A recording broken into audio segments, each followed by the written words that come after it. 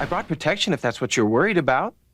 Protection? From what? Is he gonna love her or f her? Hey folks, how's it going? Today, we're gonna check out the anti-premarital sex PSA called If You Love Me, Show Me. Listen, PSAs are one of my favorite subgenres of animation, especially those from the 1990s. Yes, they are incredibly lame, but they're also awkwardly earnest, which can lead to some hilariously bad moments. What's that? An eagle rapping about gun safety? Hell yeah, brother! Why not?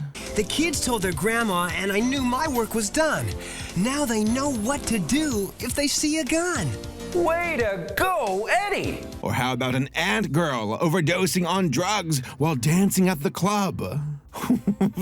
Okay. And she took more and more crack, wanting it to make her feel wilder and wilder.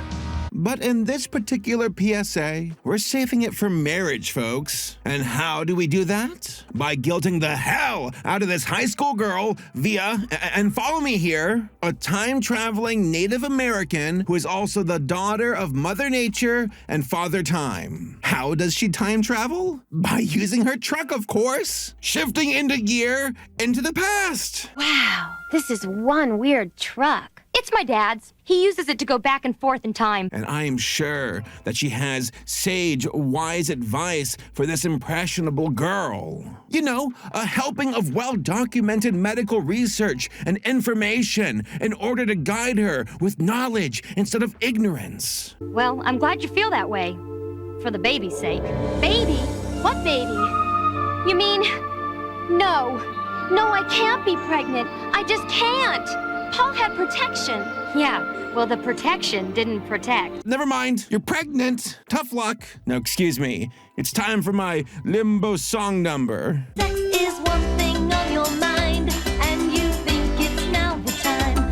Like the winds that move so free, you wanna be all that you can be. God, the singing.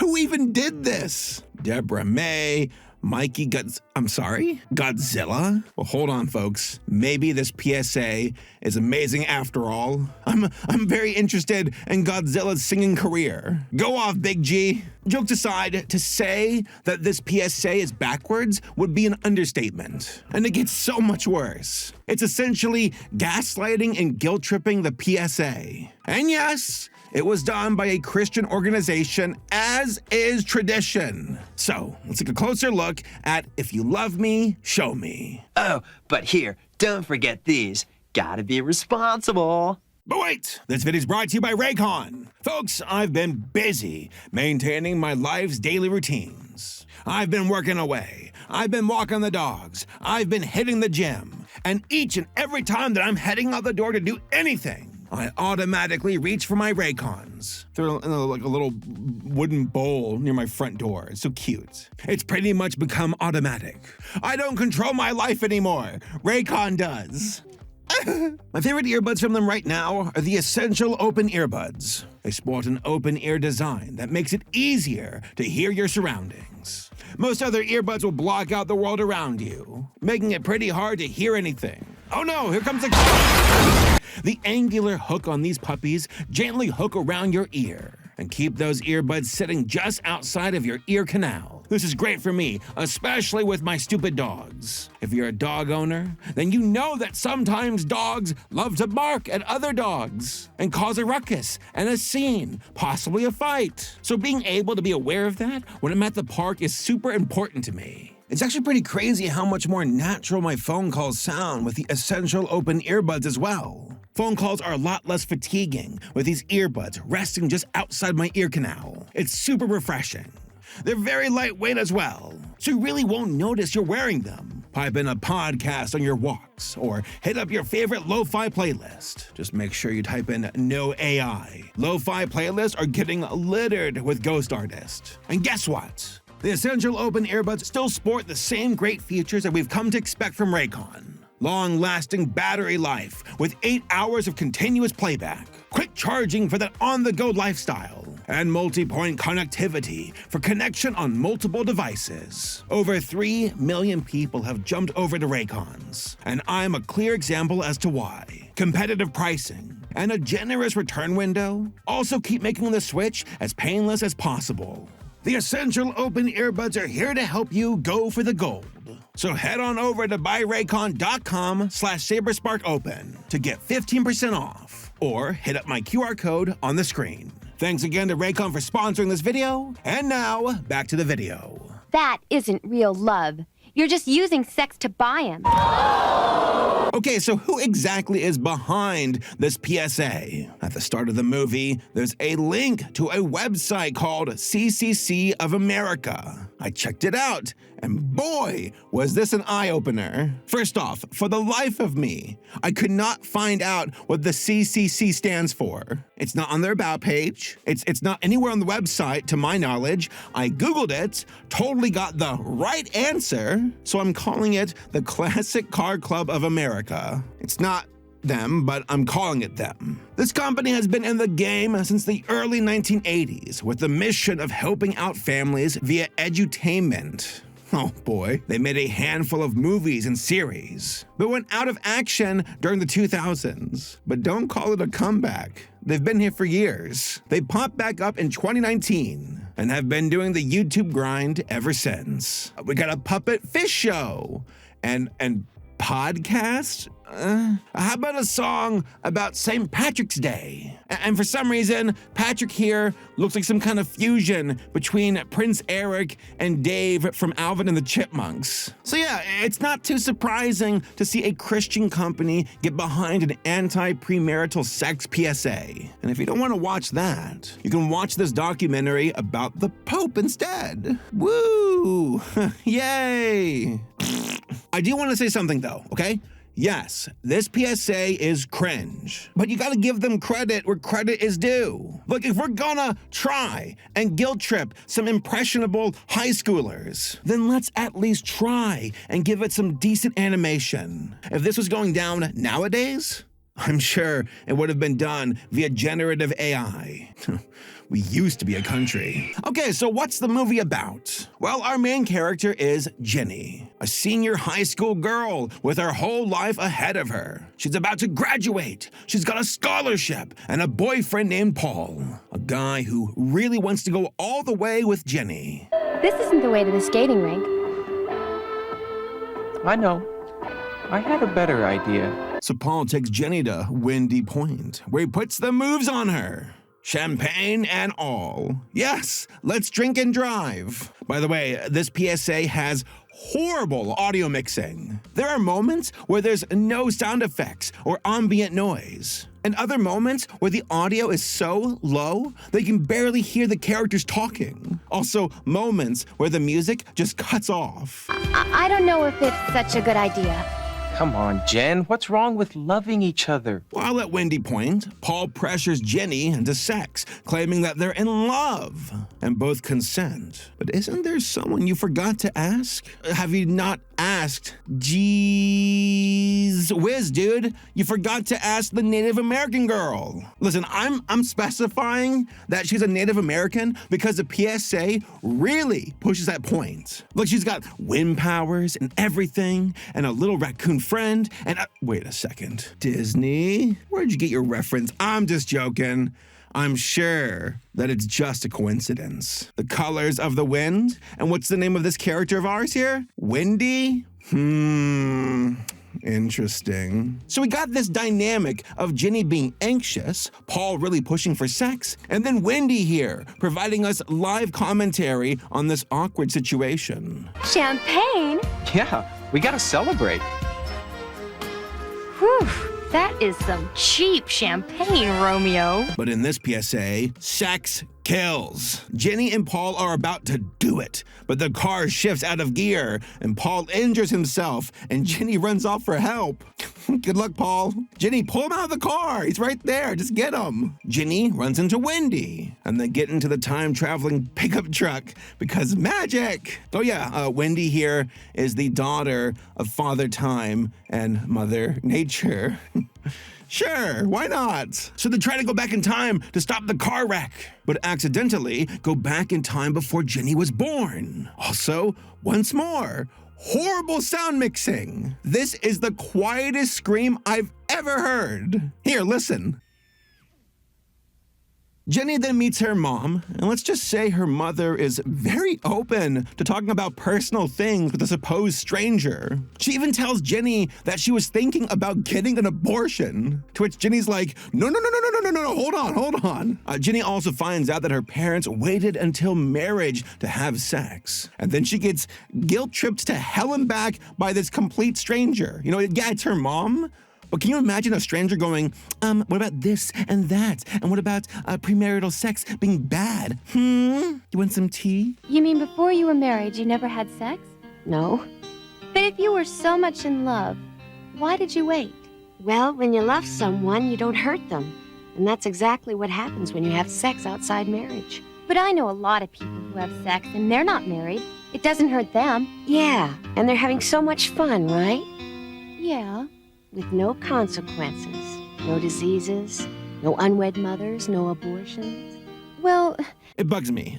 Just a lot of fear-mongering. And I do agree, sex is complicated and potentially dangerous, especially for younger people. But arm them with knowledge, not fear. For those who don't know, I went to a Christian school back in the day. And despite the fear-mongering, there were quite a few unplanned pregnancies that could have been avoided if proper sex education was available. But for Jenny, well, she's just plain unlucky. Why? Because she goes back to the present, like kind of the present, like the morning after the date. And it's a timeline where she finds out that she and Paul did hook up. And guess what? She's pregnant. no, I can't be pregnant. I just can't.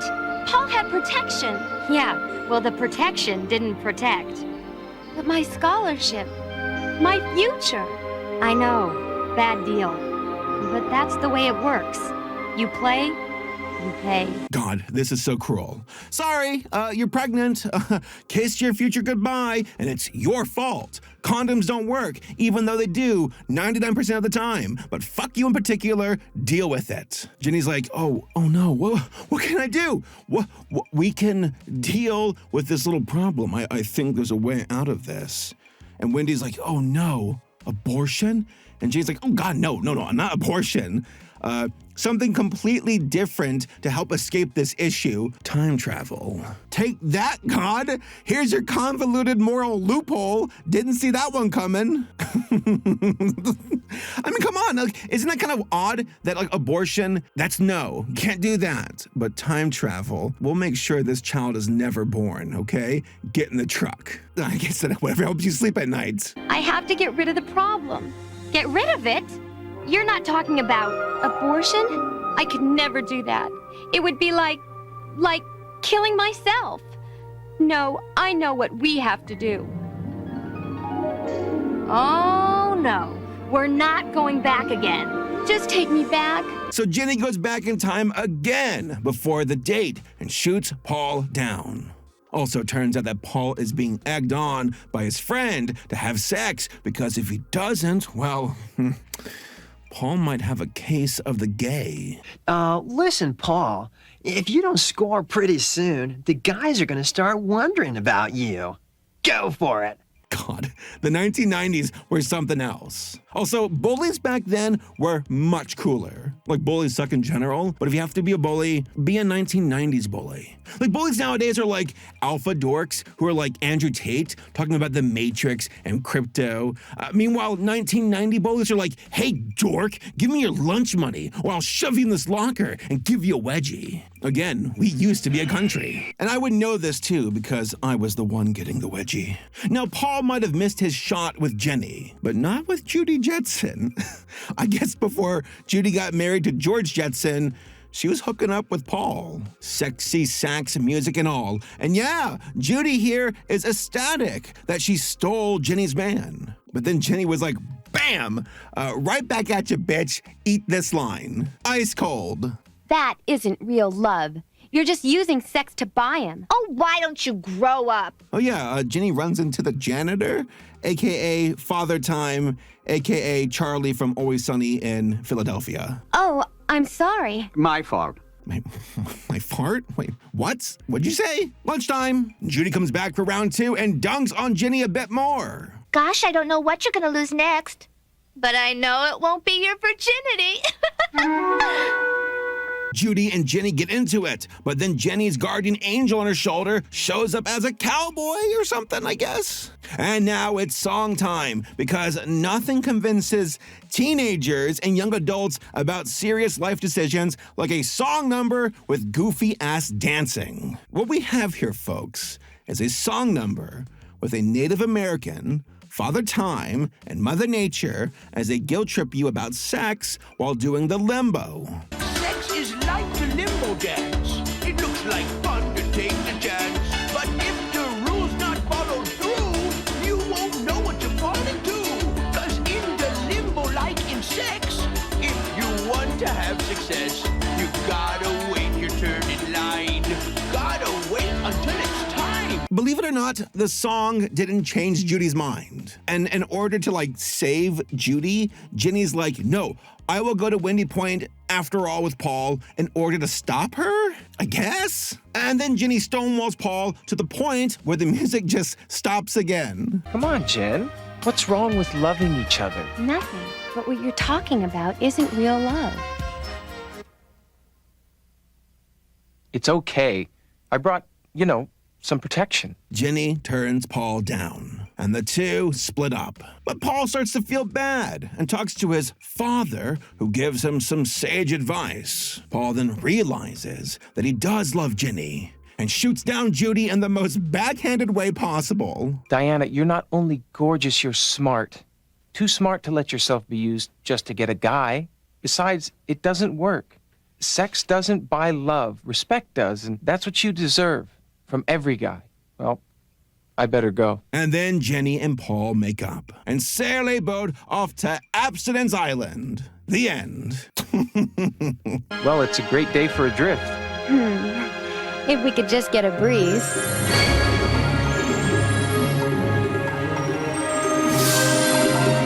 Not bad. You must have an in with Mother Nature. And the rest of the family, too.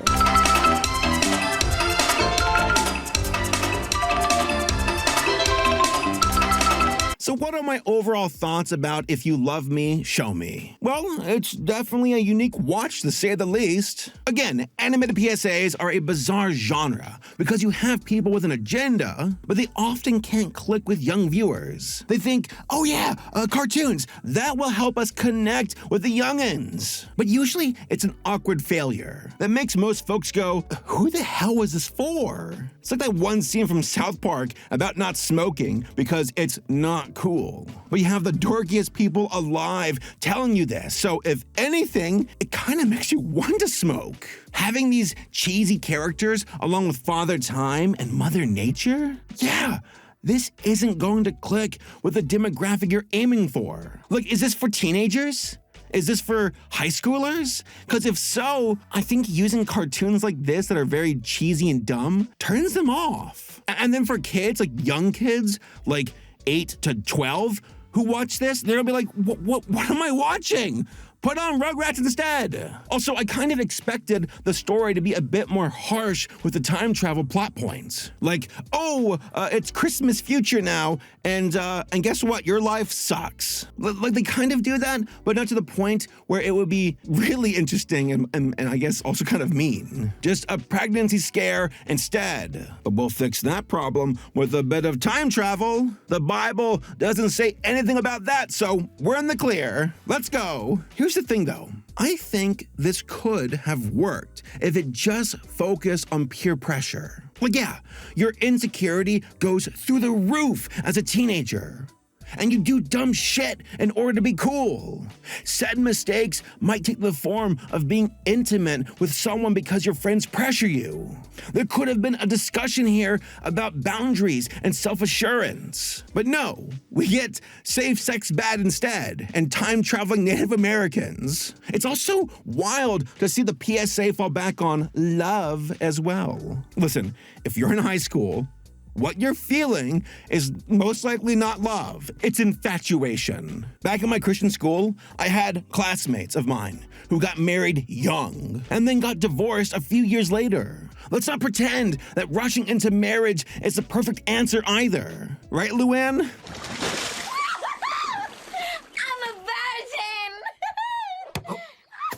This PSA relies more on fear than information. That you should be afraid and guilty, rather than being armed with knowledge. Like, use condoms. My God, use condoms. Communicate with your partner.